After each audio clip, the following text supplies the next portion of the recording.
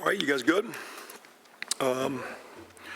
Good to see you. Thanks for coming. I guess we'll just address the one I think is a great commitment from the institution, our department, to give us a chance to continue to develop the program, the players, and the staff, and very appreciative of that, very humbled and honored. And again, just what I think is a great opportunity to keep enhancing as we've worked hard to kind of get our position where I think we've gotten to where we're competitive in a good way, but we talked about building a winning program in the Big Ten East, and we're still a little bit short of that for sure, so we know we've got a lot of improvement, and I think this commitment is going to give us a chance to keep doing that. Our program goal has always been constant, consistent improvement. We've got some solid wins. This year, I mean, we end up that one win is against the top 25 team. Had one the year before. Came up short a few times that we need to get those victories and get over the hump. But at the same time, we've made some success, but we need more, and we see that, and we recognize that, and our whole deal has been improvement, and we have. But now we're going to take it from hopefully what's going to be a program that's gotten to where it's reasonably competitive and start making it reasonably more of a winning, consistent program on that regard. I think this commitment from our administration, from President McRobbie and the Board of Regents and Mr. Glass and our athletic department administration is, to me, it's a commitment to the total program. So we're talking staff, facilities. We're getting ready to go through some things. Basketball's in the process now, but we have a huge facility coming. It's going to enhance our sports science and nutrition and player development. Our support staff, you know, this game doesn't get cheaper and sports doesn't get cheaper with all the support things you're doing with player welfare and player development and player well-being. So, you know, it's not a commitment to what a length of contract or a salary is as much as a commitment to a lot of broad-based people across our program. And those are a lot of things I know that were important to me as we try to work through some things. To me, it's a commitment to program continuity. And again, we got to get over the hump. But to continue to enhance where our staff and some things can stay in place to keep growing. It's a commitment to player development, and we got to continue to enhance. We've done so many things since I've been here with nutrition, our mentoring programs, our strength programs, our support staff, video, iPads, facility, I mean, just so many, our medical. So to me, this is as much about our players and the development of those guys. I think also it's a commitment to our recruits. Hardest thing about this job is recruiting, because ever since you've been here, you're going to get a job and move on, or you're going to get fired. Nobody never thought you were going to build a good program and stay. And so I'm very pleased to look at some recruits and say, you're talking to juniors and you've got a contract that gets you through their career. Because it's kind of tough when a guy says, hey, I love your offense, am I going to play in it? And so the commitment by the administration to me gives us a great chance, I think, to enhance. And we've recruited on paper from statistical recruiting services better than we ever have. I think our body types and what we're getting on the field, I mean, I think we're the first team since the 40s to have 3 first-team All-Americans in successive years. We went from one player coming out early to another player coming out early, now to 2 guys coming out early. And we go from never having the riff was we could never have a 1,000-yard back, and we passed that and went to 2, and then this year we went back. When I say 2, we had a 2,000-yard back. I think it was like, what, 90, when was the last 1,000-yard back? 90, 2,000? And so we hit that last year. So, you know, the way we've enhanced that, the way we've enhanced our offensive line in depth, we still got to keep growing on defense. We continue, the way our kicking game was this year, I mean, you know, we've enhanced some things, but to me, it's all about recruiting. And even though we've recruited better, to be able to go into homes, we've worked hard. You know, you guys say, I shouldn't say you guys, but we get, because we have females as well.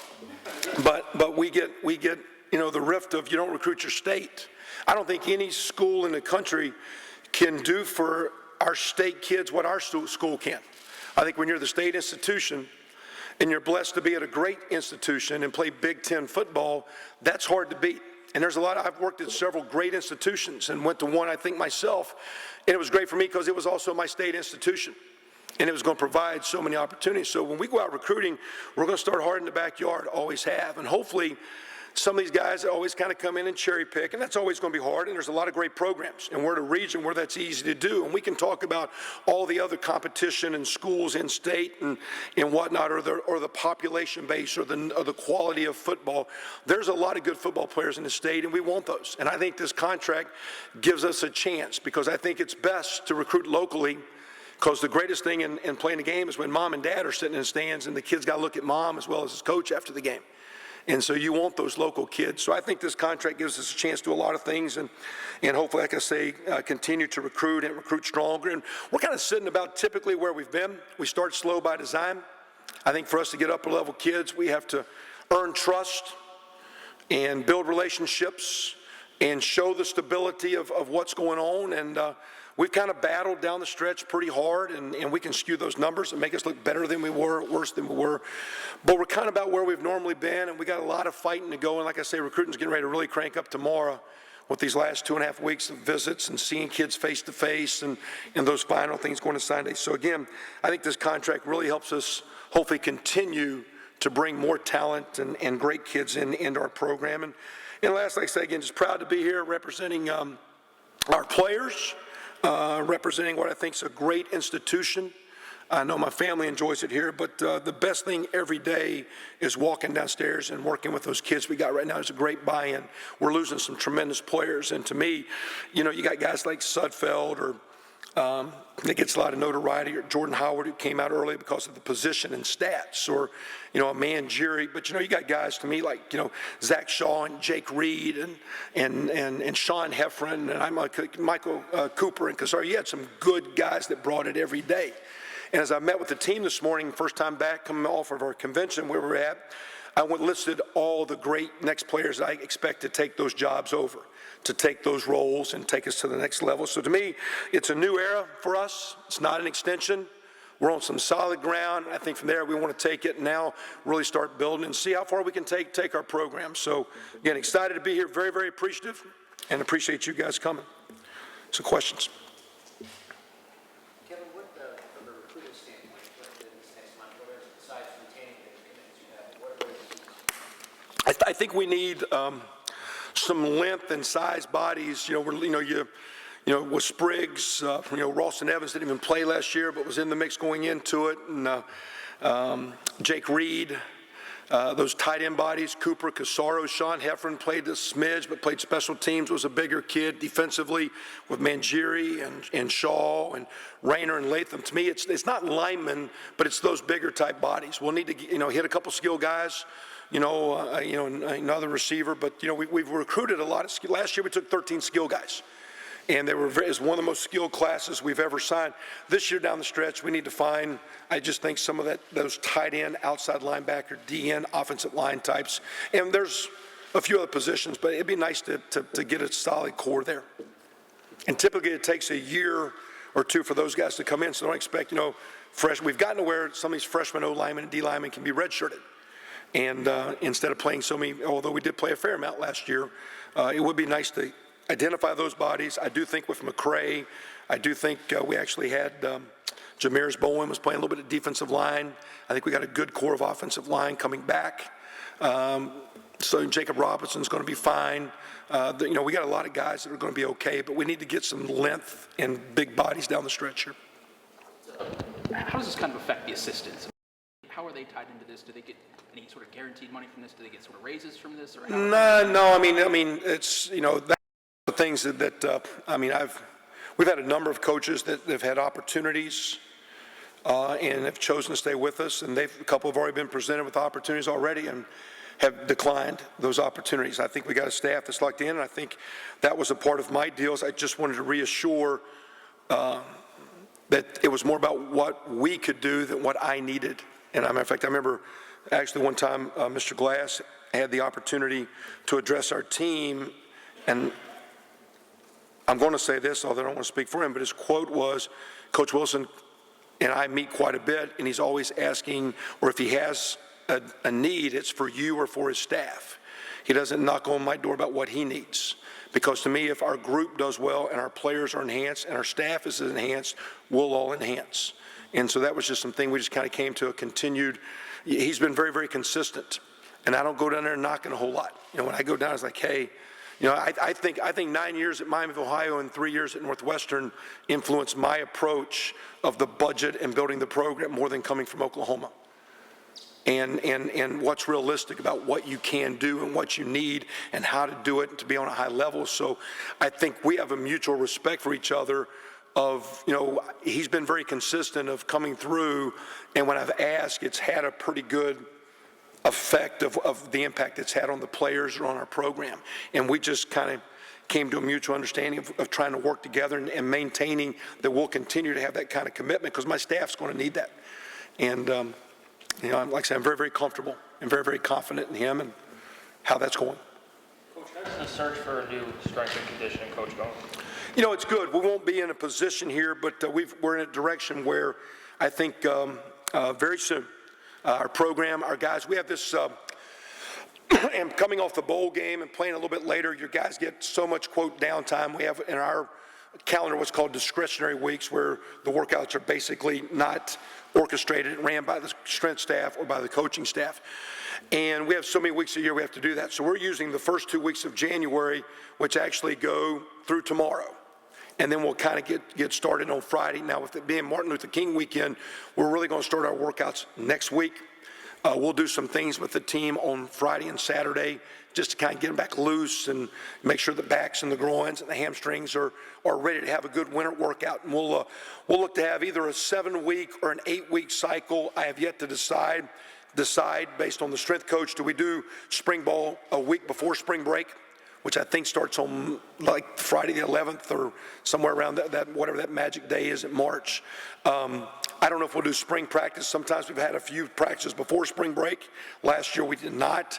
I'm gonna wait till our hire's official, but we'll start our workouts next week. We'll have a good 7 or 8 week window. We will have a coach in place. Matter of fact, we actually have a direction that I'm very excited. I had a thought process. Sorry to see Coach Hill leave. He did an awesome job for us, and he was very, though, encouraged by an opportunity. I think he has hired staff here that I've approved of, but he has hired his staff. I think our staff will, a lot of that, stay consistent, but we are going outside for our new leader, and I had a direct philosophical approach of what I was looking for, and I've got someone that we have targeted that we're going to contractually get completed, I think, here very soon. And I'm very excited about the direction it's going to go. I think it's going to be losing Mark's a tough deal, but I think we're going to be sitting in a great opportunity for our players as we move forward. I'm very, very pleased and very encouraged. And that was actually a part of getting through the last week of negotiation. Okay, again, new strength coach. What are we going to need to get this thing in place? Because Mark was an awesome coach, and that's a big hire. But I like the direction, and we'll get something real soon here, I believe. When you look back kind of on your time here, one season that kind of stands out as maybe the toughest is the 1-11 season. I guess, what approach did you have to take through the years here to look forward to the future and see that steady progress that you guys have seen since then? Yeah, and if you take that, and we've never been one to, because in fairness to all the players and the seniors, you expect and want them to win and be successful. But that was if you go back through that group and you look at that group was recruited where the seniors were recruited as Terry Hebner died of cancer. And who's the coach?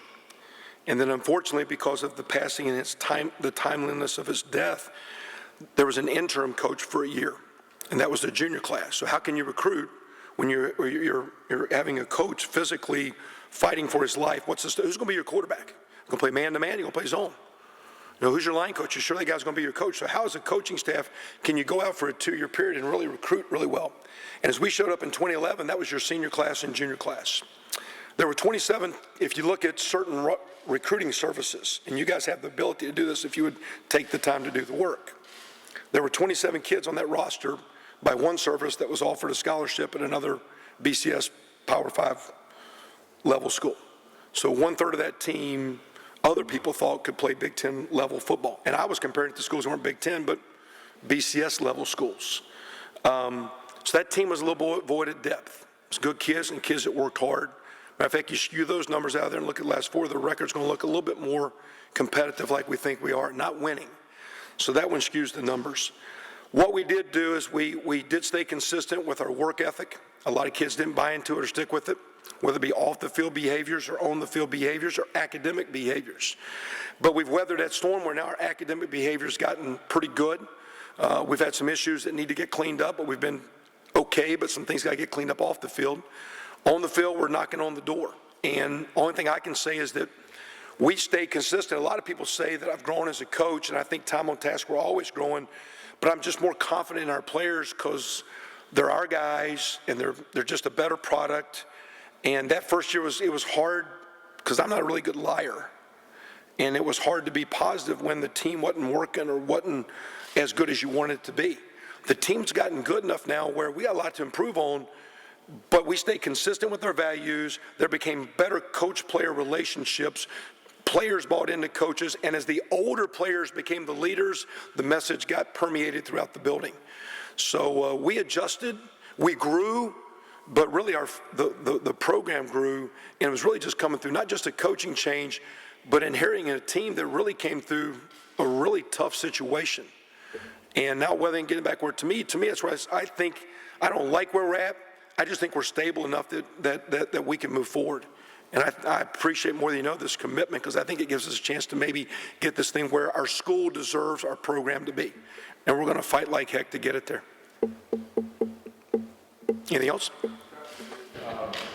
Is the date for players to declare for the NFL draft, is that soon? Yeah, I think it's next Monday or Tuesday. They backed it up a week for the national championship game. So I think it's the 18th. The game was the 11th, correct? I think it's the 18th because I think they want to give those players a chance to get back with their families. And Dan Feeney's here, although he still has the opportunity, and we're still visiting. But I think he's. Well, I'm not going to speak for him, and that'll be another story. In fact, so again, he's just back with us right now, working out and starting school. And like I said, we're just trying to collect the information for him, and going to be very, very supportive of that. So. Hope that interests. Sorry, were you surprised at all when Darius declared? Were you taking? No, I thought there was a good chance. And again, we're going to, a very talented guy and a lot of upside. And I just think that's something that he felt was best for him. And again, we, again, showed the information and talked to some people to say, here's what people think of you. But at the same time, he's got a skill set to make it, but it's also, there's everything we do in life is a gamble, and there's calculated risk. But I felt visiting with he and his family. Matter of fact, when the word came out about the new contract, his family was one of the first families that reached out to me, saying congrats. It was like almost immediately, so I appreciated that. So we work collectively together, and very, very supportive of him. Talking to the players this morning, the guys you wanted to see step up. With Darius going, most of the guys who opened the bowl game on your defensive front are gone. And now, we haven't seen Barwick and Meminger, some of those guys. Who are some of the guys on the defensive front that you're looking to step up? Well, and again, you're going to throw Jacob Robinson there. We did have Jameers Bowen. We worked that over there in the bowl preparations. Robert McCray inside. Still got Hoff and Ralph Green. A year ago, I think our leading receiver was Ja'Shawn Harris with 11 catches. And how the heck are you going to catch the ball now that he got hurt? And somehow we found a 1,000-yard kid and a 900-yard kid and a 700-yard kid out of that deal somehow. And so we've recruited well enough that we're just going to expect Robert McCray to keep maturing and Jacob Robinson to keep maturing. And you got Joe Belden back in there. You've got Barwick. You got Meminger. You got Patrick Dockery's have played a lot this year. You're going to have Brandon Wilson and Niles Sykes and Greg Gooch that are that 200. Brandon Wilson's 265. Does he keep growing into 80, 85, or does he stay? Sometimes it's nice. Brandon Knight playing tight end at 285 was not a bad thing. So just, him, if Brandon Wilson can play outside linebacker 265 or 70 and be productive, that's better than a 230, 40-pound guy. But his body might grow. Like, to me, we're talking about recruiting needs with Pete. You just keep recruiting big guys and length guys, and you put them in a great workout program with great nutritional support, and you teach kids. We're doing a lot of information trying to teach our kids on sleep and sleep monitoring to get them to rest. Those bodies keep growing. So, I mean, we're going to, and the same deal with the offensive line. We're losing a couple good players, but I think we've recruited well enough with Jacob Bailey and Wes Martin coming back and Wes Rogers. I like Simon Stepniak. There's, Devondre Love did a great job academically. He's a big body. You're losing a couple tight ends, but you still got Danny Friend. You got Fuchs. Where does Brandon Knight go? Austin Doris has done well. Some of those guys, there's a bunch of guys like that. But this will be a great offseason. The biggest thing this offseason will be getting those secondary leaders to start being bell cows and guys that bring it every day. And doesn't have to be the team captain, but a guy that brings it every day. That's mission one, because every team is led. Who's leading the team? And how are you being led? Everybody says you got leaders. Every team's got leaders. Is it going up or down, good or bad, positive or negative? We got leaders. So we're losing a good core of leaders, a couple great ones, but a good core of leaders. We need some strong leaders to step up. And then from that, we're going to need those bodies that we just mentioned there, Andy, to mature and keep growing as a football family. After the Michigan game senior day, there were some fourth-year juniors that went through the ceremony. You mentioned there was a chance they could come back. Has any of them? Wes Rogers is back. I think everybody else has kind of stayed the same, from what I gather. I think a lot of those guys will still be in school. I don't know, but I thought Jason Spriggs possibly was going to train and finish. We told those guys, you talk about, coming out pro, we actually tell our guys it's better to train at school and get your education and let a strength coach work out than to go pay for an agent to work you out somewhere else. So I think a lot of those fourth-year guys, Nick Mangieri's, a lot of those guys, and shoot, I was going through the grades with the guys. Some of those guys' grades were high end, that I was very, very proud of. So that's a good group of seniors. So, but Wes Rogers is back. He was kind of going back and forth, and I'm excited and pleased with that. I think that'll be good. Quarterback, I know it's very early, but the quarterback situation.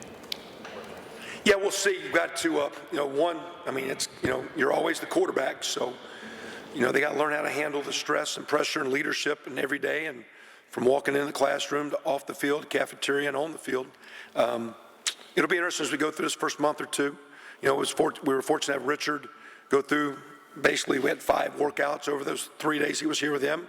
Like his skill set, can he get up to speed? We really pushed Austin King very hard to see where he was. You'll still have Xander Diamont, Danny Cameron, although we actually messed around and had Xander out in the slot a little bit for bowl practice. And although with Jay Sean coming back and Mitchell Page, and that's where Isaac James can play, you're not deficient at that position.